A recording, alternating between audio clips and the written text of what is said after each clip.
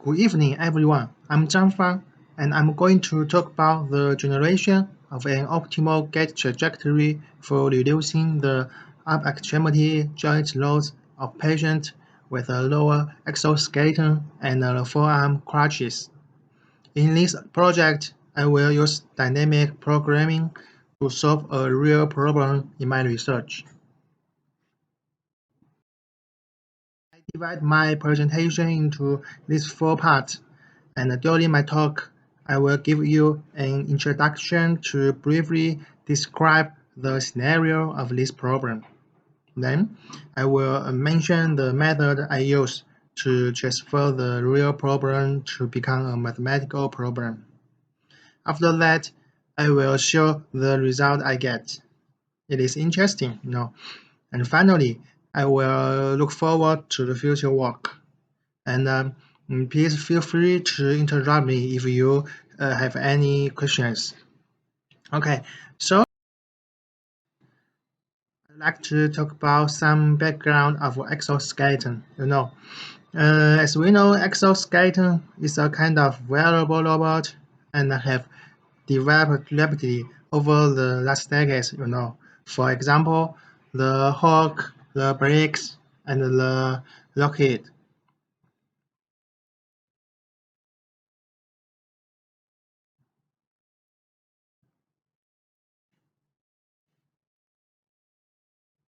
Uh, It can help the user to drive low limb or help them to support heavy loads.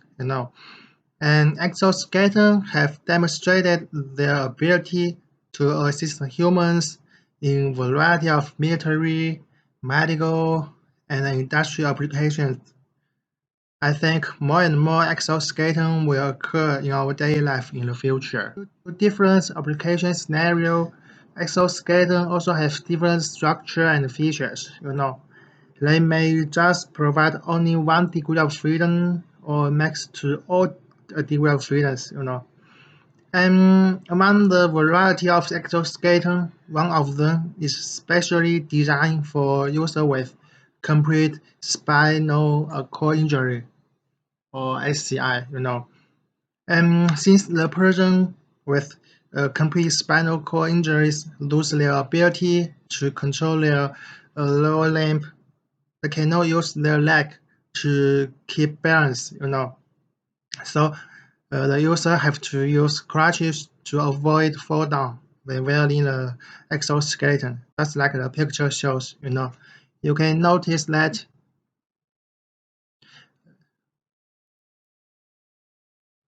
every exoskeleton will provide uh, a pair of crutches, to the user. And when walking, they will use it to support their upper body.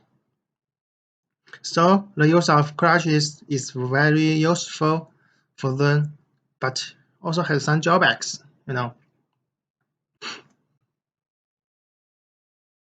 Researchers have shown that the users with complete spinal cord injury may be at greater risk of injury from high vertical forearm crutches forces placed on their shoulder. You can refer to the figure as I mentioned. The ground reaction force will apply to the upper limb to provide support, but this force may harm to the shoulder.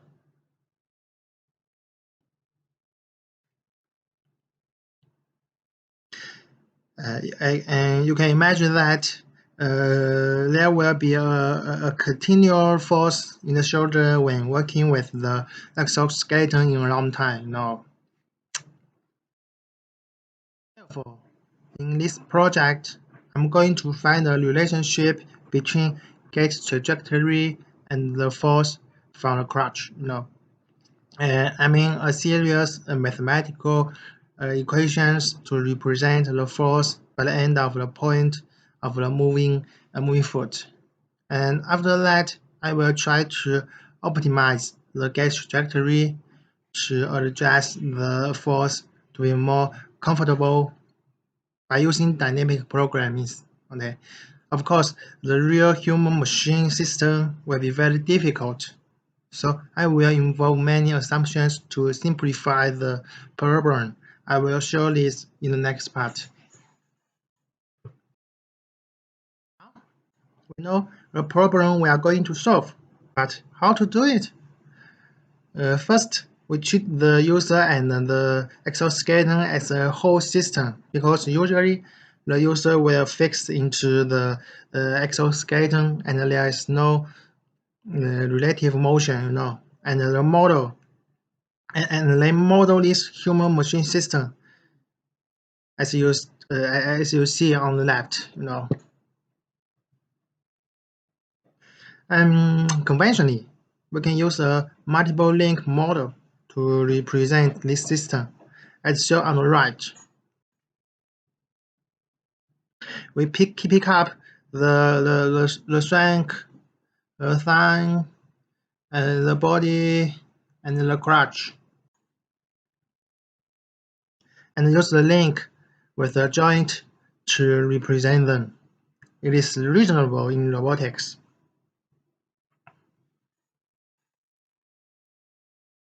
Um, Following the idea, we need to know the configuration of the object and the gravity of each link.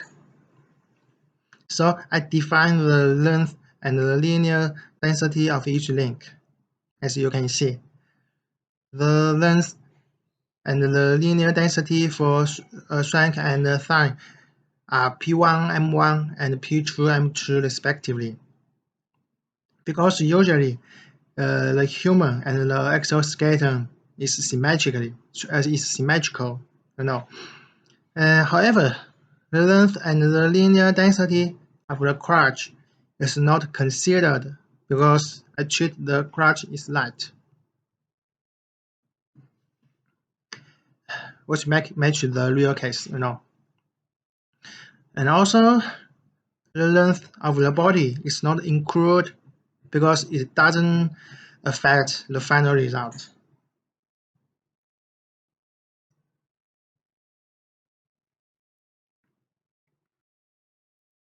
As for the joint variable, I define theta1 to 4 to represent all the 4 active joints.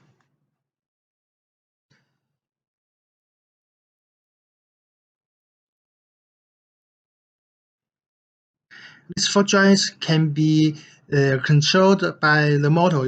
This 4 variable is very important because all the movement of the system is driven by these 4 active joints, and the value depends on the gait trajectory. I will illustrate this in the next section. We need a space frame so we can represent the configuration of the whole wrist body. I put this space frame in the back of foot, just as you see.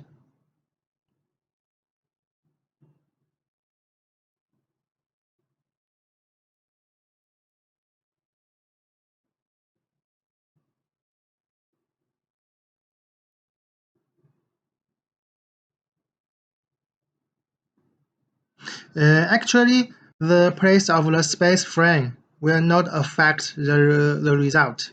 So you can put it in whatever you want, but put it in the back foot can simplify the calculation. After defining the space frame, by the knowledge of robotic dynamics and kinematics, you can obtain these equations.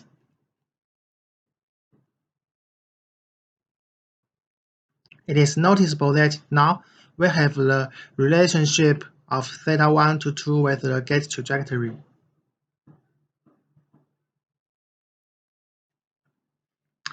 Following,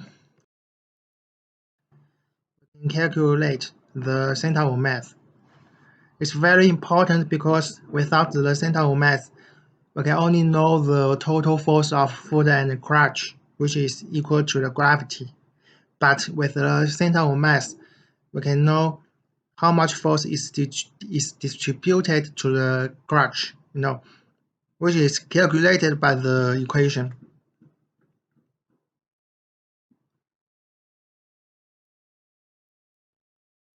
Now, given the position of x4, y4, we can get the force of the crutch, which is proportional to the force of the shoulder, and the object is to optimize the force.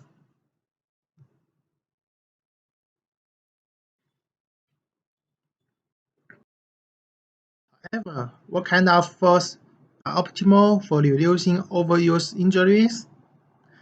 Reference 3 raises a cost function J equal to the sum of f divided by n power 3. Now we end up the modeling process. Okay, let me review the idea. First, we have a serial gait trajectory, and then the joint variables theta 1 to 4 can be calculated.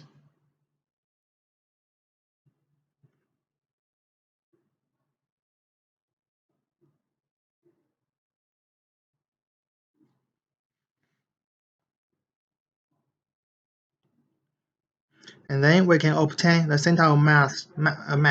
Finally, we can optimize the gait trajectory by considering the cost function.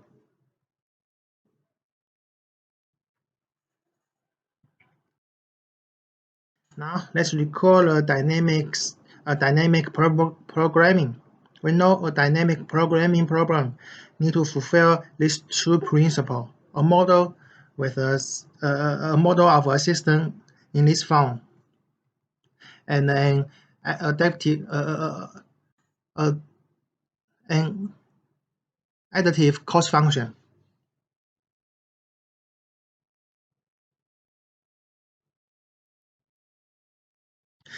And by the analysis above, we know the ideal fulfill it. So it is a dynamic programming problem. We can use dynamic programming to optimize the gait trajectory. Next part, please allow me to show the result. As you can see, the calculation will be very difficult because there are many nonlinear terms. But thanks to the help of some software tools, we can get a very simple result, which is the y4 should be 0. The y4 is the height of the forward foot, so the result tells us that the red line is the optimal gait trajectory.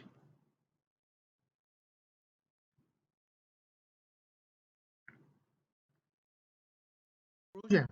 The model tells us that the height of the foot lifted from the ground needs to be as small as possible to reduce the overuse injury of users' shoulders with the lowest exoskeleton and forearm crutches. It is interesting. Finally, nice result. There are still some limitations of this model. First, this model includes so many strong assumptions which is hard to fulfill in the real world. Secondly, we just consider 4 degrees of freedom. It is so simple. Thirdly, the model only considers one plane, but the actual object is live in three dimensions. Therefore, future work can try to make the model more complex and realistic, and do some experiment to check it.